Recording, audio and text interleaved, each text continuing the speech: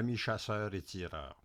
Aujourd'hui, je fais l'essai de nouvelles composantes, soit des douilles de marque Starline calibre 308, de la poudre Vita Vuori N150 et des boulets Lapois de 175 grains, les Sénart L.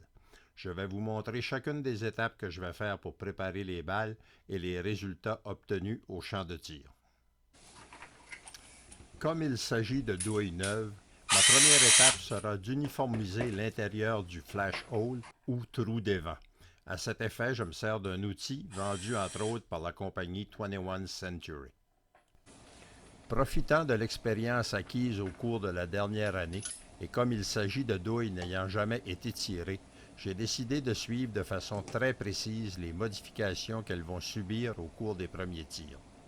À cet effet, j'ai mesuré la longueur hors tout de chacune d'elles et pris la mesure de ce qu'on appelle communément le headspace, soit la distance entre la base de la douille et le centre du premier goulot d'étranglement.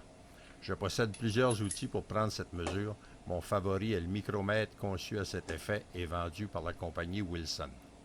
J'ai entré sur un fichier Excel la longueur de chacune des douilles, la longueur hors tout, et je vais respecter dans la boîte où je range mes balles la même position que sur la feuille Excel ici, afin de suivre individuellement chacune des douilles, la mesure de chacune des douilles. On voit la moyenne était de 2.00461, le minimum de 2.003, le maximum de 2.006.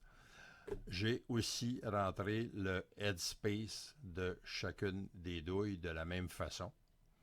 Ici, on voit que la compagnie Vita Vuori pour le boulet de 175 grains avec la poudre N150 recommande une charge de départ de 39,2 grains et une charge maximale de 42,1 grains. Donc, je vais donc fonctionner entre ces deux balises 39.2 et 42.1 afin de rechercher laquelle des charges convient le mieux à mon arme. J'ai aussi calculé quelle était la longueur entre la base de la douille et l'ogive du boulet lorsque ce dernier touchait aux rainures à l'intérieur de mon canon. C'est 2,27 pouces en moyenne. De cette mesure, je soustrais 20 millièmes. Donc, mes balles auront de la base de la douille à l'ogive du boulet une longueur de 2,25 pouces. L'étape suivante est le passage de la douille sur ma station Lyman afin de préparer la douille à recevoir l'amorce et le boulet. Dans ce cas-ci, puisque la douille est neuve, je n'ai pas besoin de nettoyer le puits d'amorce. Je me contenterai donc de chanfreiner et débavurer les collets. Pour mes amis français, je vous jure que ces termes sont peu ou pas utilisés au Québec. Comme les douilles sont neuves, je n'ai pas besoin de les passer à la matrice pleine longueur. Avant de poser les amorces et de mettre de la poudre, je passe chacune des douilles dans une matrice qui ne fait qu'uniformiser tous les collets à un diamètre inférieur de 2 millièmes de pouce à celui du boulet. De cette façon, je m'assure que la tension exercée par la douille sur chacun des boulets soit la même pour toutes mes balles. La dernière étape avant de mettre la poudre est de poser les amorces. Comme je l'ai déjà mentionné dans une vidéo précédente, je ne touche jamais aux amorces avec mes mains.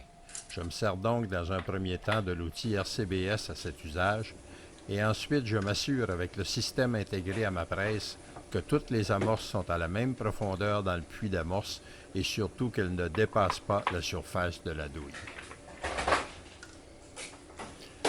Comme je pars pour quelques jours à la pêche sur glace, hiver oblige, je vais arrêter ce petit vidéo ici et je vous reviens dans une semaine avec la charge de poudre, la pose du boulet et les résultats au champ de tir.